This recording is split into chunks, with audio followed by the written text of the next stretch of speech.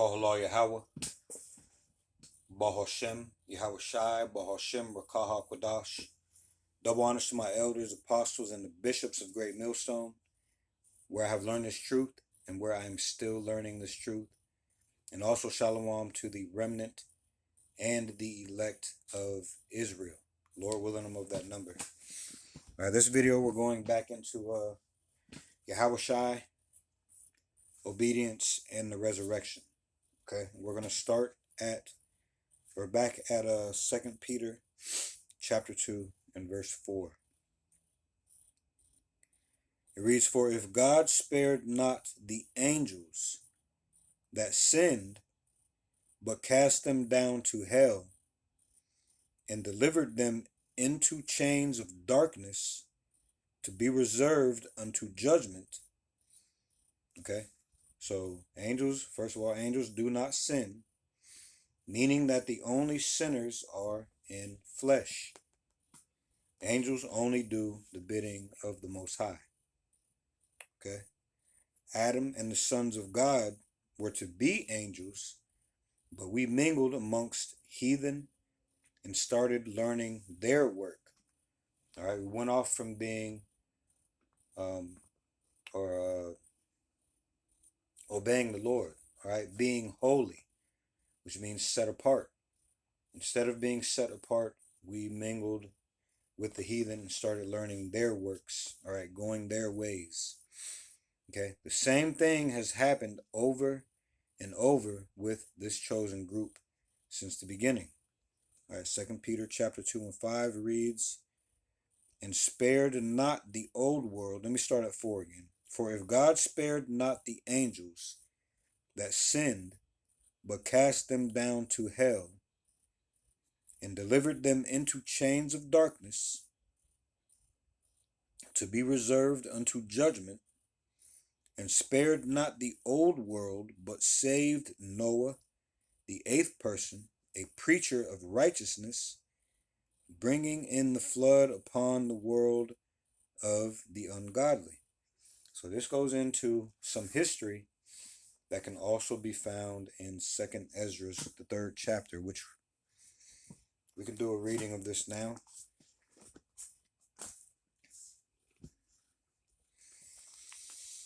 All right, 2nd Ezra chapter 3. This is in the Apocrypha. Hold on. Man. This is going to be a reading of 2nd Ezra, the 3rd chapter.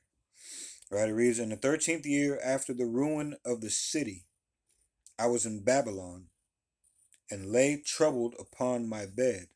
All right, this is Ezra.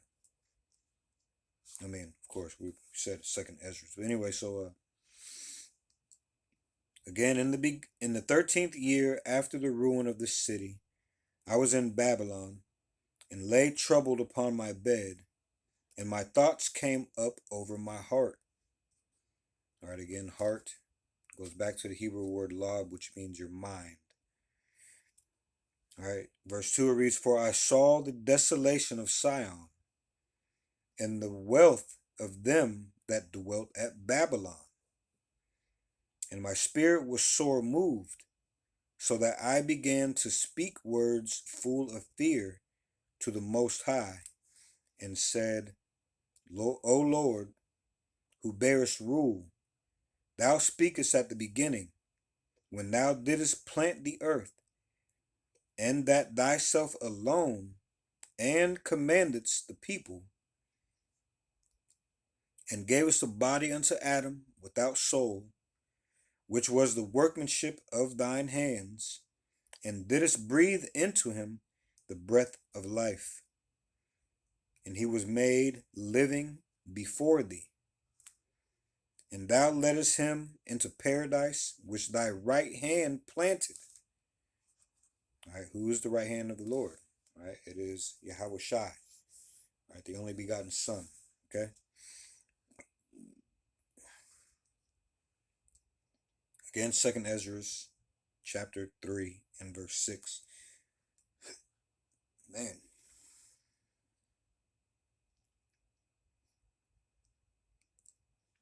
And thou leddest him into paradise, which thy right hand had planted, before ever the earth came forward. And unto him thou gavest commandment to love thy way. Hold on.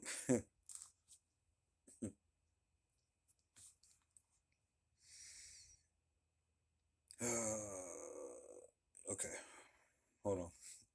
Verse 7. And unto him thou gavest commandment to love thy way, which he transgressed, and immediately thou appointedst death in him and in his generations, of whom came nations, tribes, people, and kindreds out of number. And every people walked after their own will, and did wonderful things before thee, and despised thy commandments. All right, man. And again, in the process of time, thou broughtest the flood upon those that dwelt in the world, and destroyest them. And it came to pass in every of them, that as death was to Adam, so was the flood to these.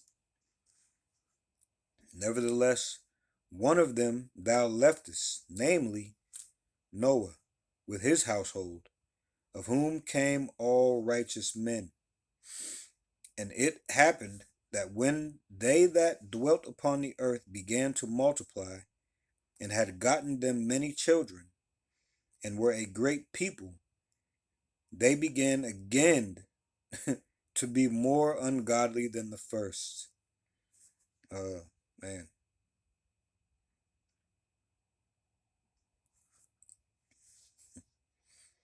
Now when they lived so wickedly before thee, thou didst choose thee a man from among them, whose name was Abraham.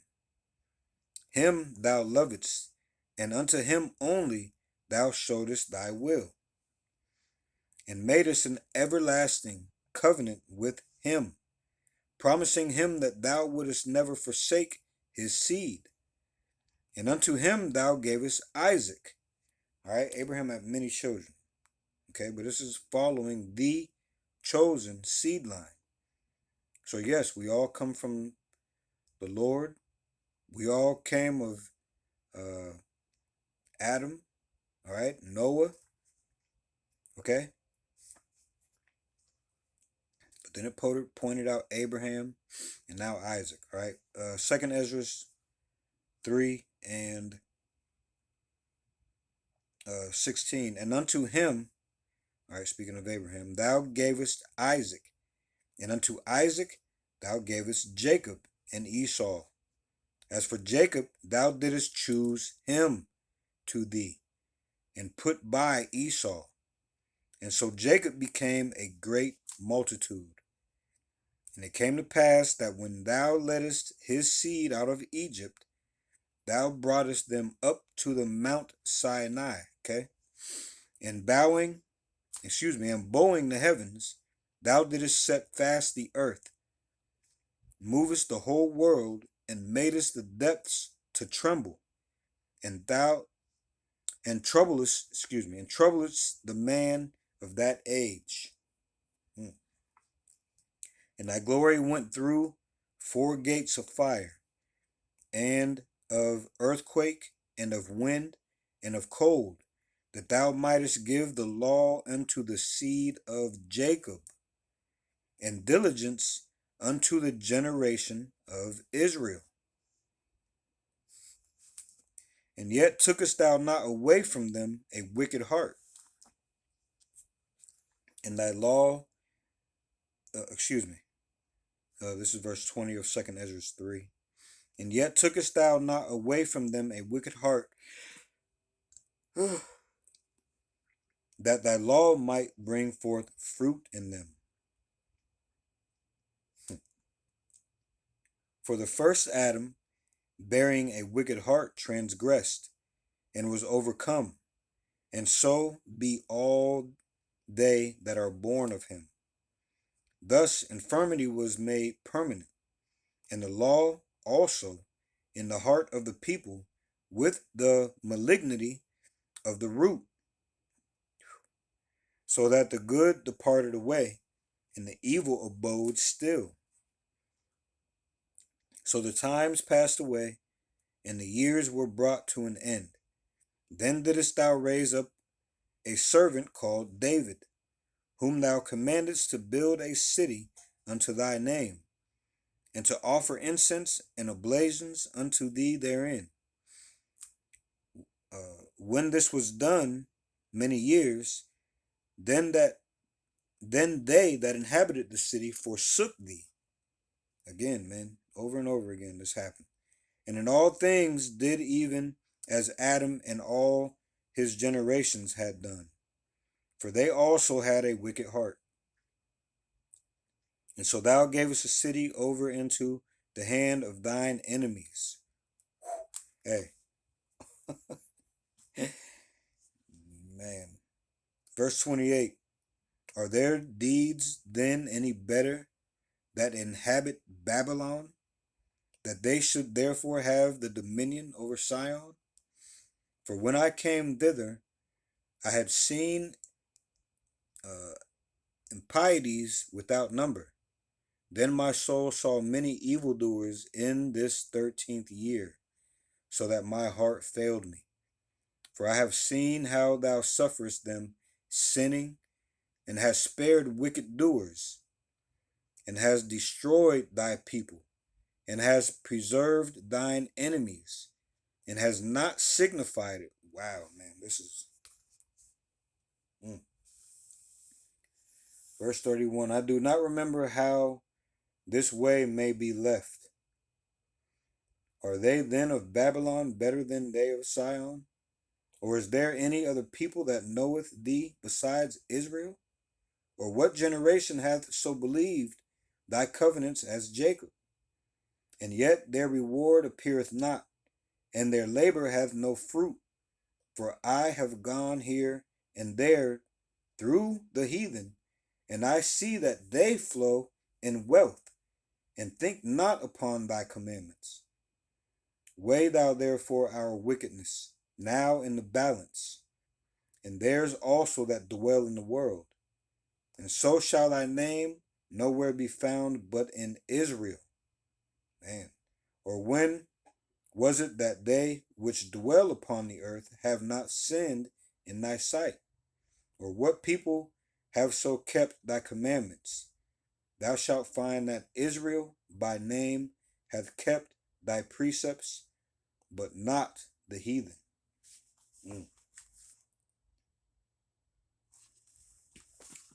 Well, let's do that again in the Good News Translation. 2nd Ezra 3 in the Good News Translation. All right, the heading reads, the heading says, there's a couple of headings. It says the first vision, and then it says Ezra's prayer of complaint. All right, so he's complaining. And all right, so again, 2nd Ezra chapter 3 in the Good News Translation.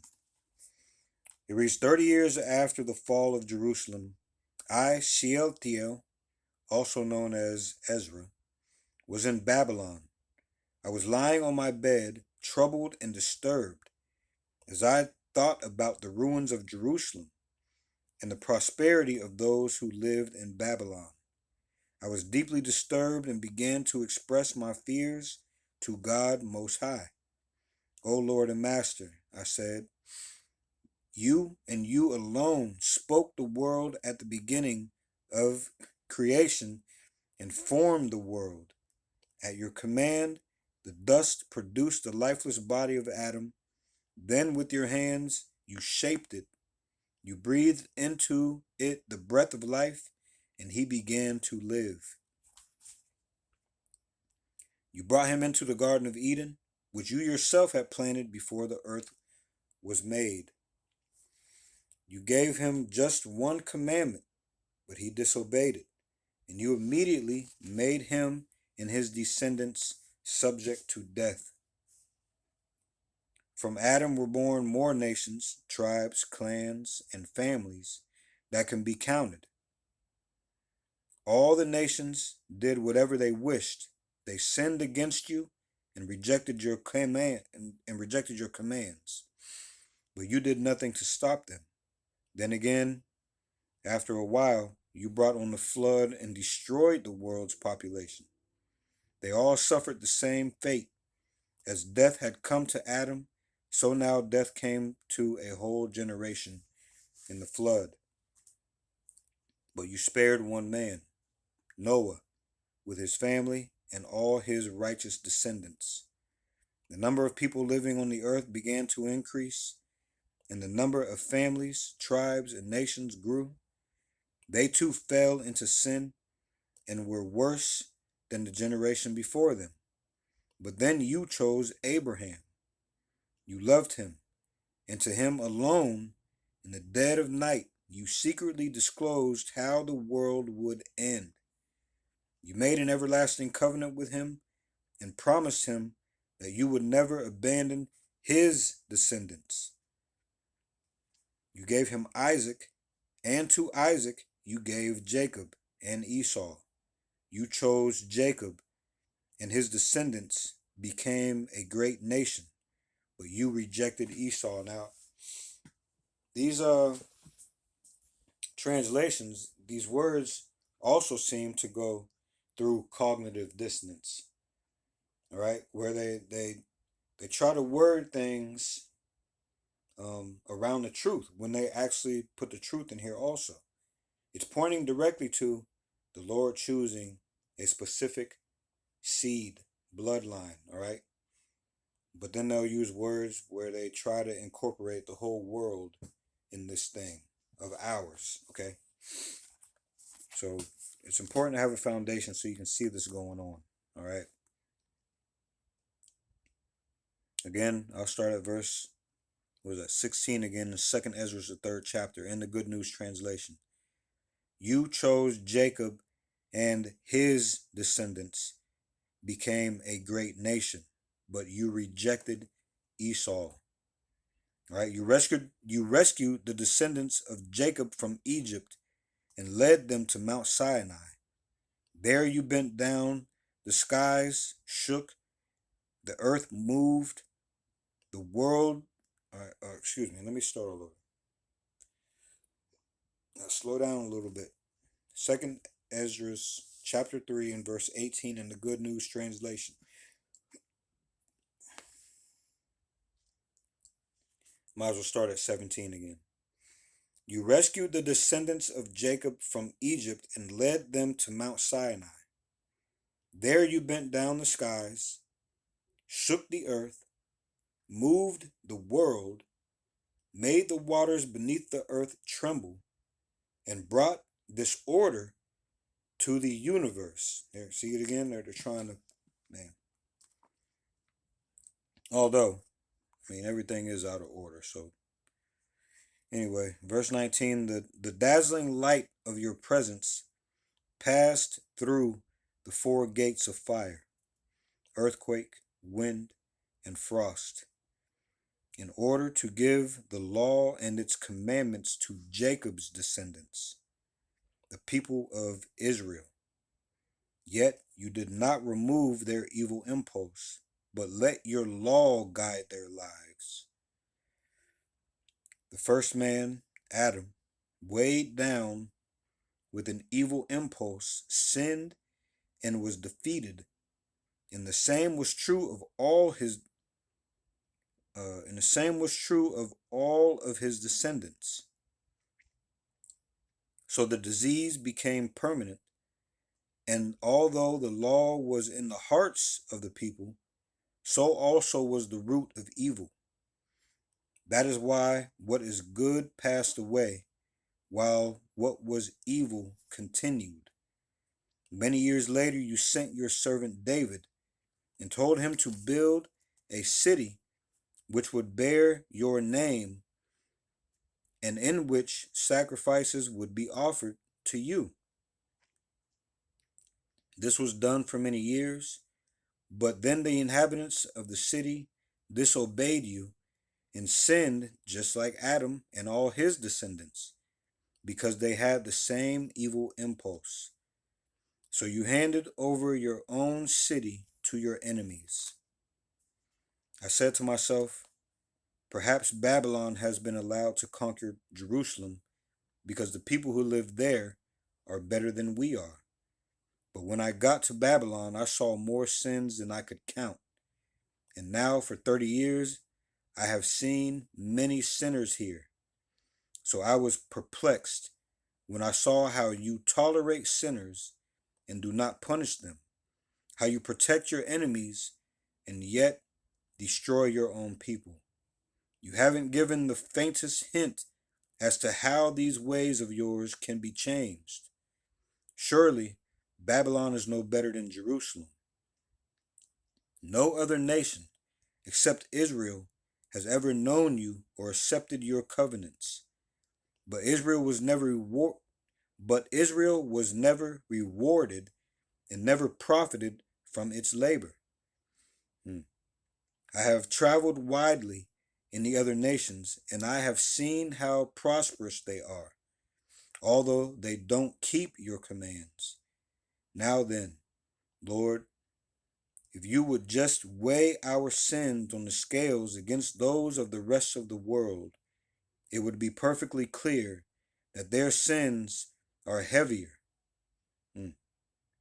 There has never been a time when the people of the world did not sin against you. But has any other nation kept your commands as well as Israel has? You may find individuals who have, but you won't find a nation that has done so. All right, so now back to the lesson. I had to get those readings in, man. All right, let's go to Isaiah, the 5th chapter.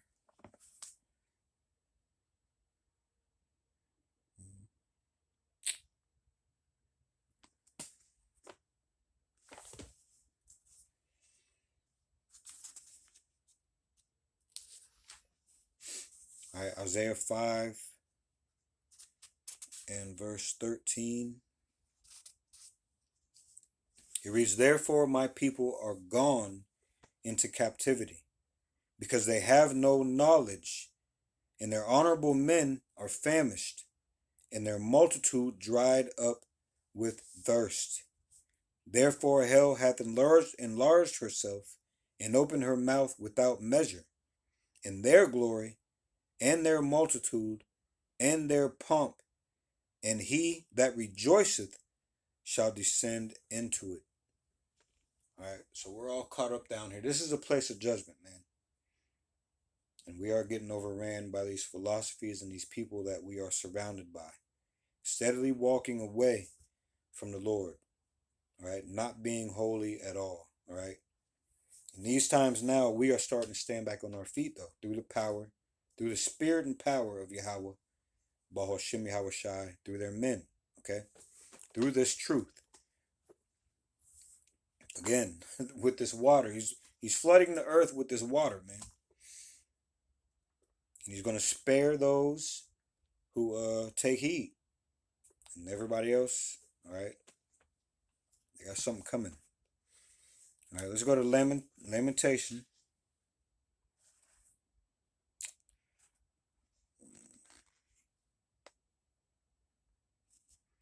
Lamentation, chapter 2, and verse 1. The heading reads, Jeremiah laments the misery of Jerusalem. All right, Lamentations chapter 2, verse 1. How hath the Lord covered the daughter of Zion, which are the Israelites. All right, again, Lamentation 2 and 1. How hath the Lord covered the daughter of Zion with a cloud in his anger? All right, and cast down from heaven unto earth the beauty of Israel, and remembered not his footstool in the day of his anger. All right, so Yahweh did not kick us out of heaven. All right, we fell from a position of glory and favor with Yahweh. down to a very low estate, man. Just look around. Look at Israelites, man. All right, especially Judah, which are the so-called Negroes. All right. Look at us. Look at Issachar. Okay. Look at all the Israelites, man. All 12 tribes. Okay. Man. So this is the same as when it says Lucifer was cast down. Right, which are the elite, the one whom call themselves the light bearers, all right, being cast down from their positions of authority. Okay, their lives are starting to crumble, and pretty soon they are going to be the tail, and we are going to be the head. Okay, and our fall happened just like that, man. I mean, we're still in the midst of it, but look at that high position that we were in when we were holy. Okay, we fell. Look at this fall. I mean, man. So now let's go to Romans.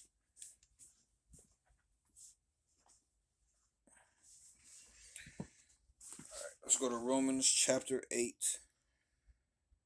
This is going to be in the good or in the NLT. Romans 8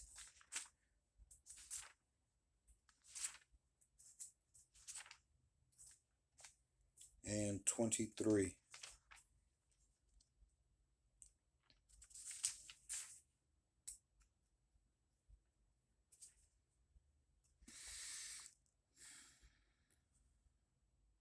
All right, it reads, "And we believers also groan, even though we have the Holy Spirit within us as a foretaste of future glory. For we long for our bodies to be released from sin and suffering. We too await with eager hope for the day when God will give us our full rights as his adopted children, including the new bodies he has promised us." All right, so this is what keeps the elect on the path.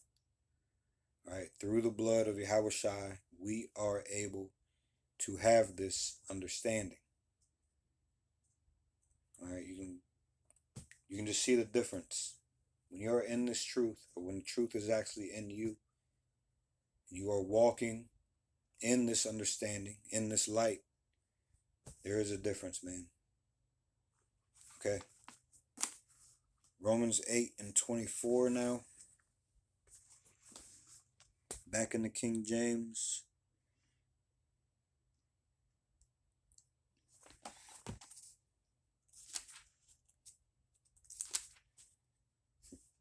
Romans 8 and 24 in the King James. It reads, "For we are saved by hope.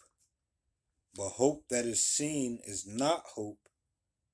For what a man seeth, why doth he yet hope for?" So we know that we will rule on earth. All right. The Lord is restoring the original rightful leaders back to their original estate. Okay.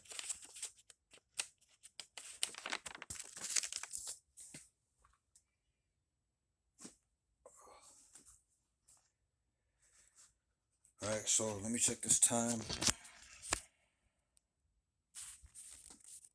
All right, I think I'm gonna cut this right there. All right, we'll pick back up on this, Lord willing, in the next coming videos. All right, so with that, call halal Yahweh, Bahashem, yaHAWASHI, Bahashem, Rakaha, Kwadash. All right, double honors to my elders, apostles, and the bishops of Great Millstone, where I have learned this truth and where I am still learning this truth. And also shalom to the remnant and the elect of Israel. Lord willing, I'm of that number. And Lord willing, we'll see you in the next video. Shalom.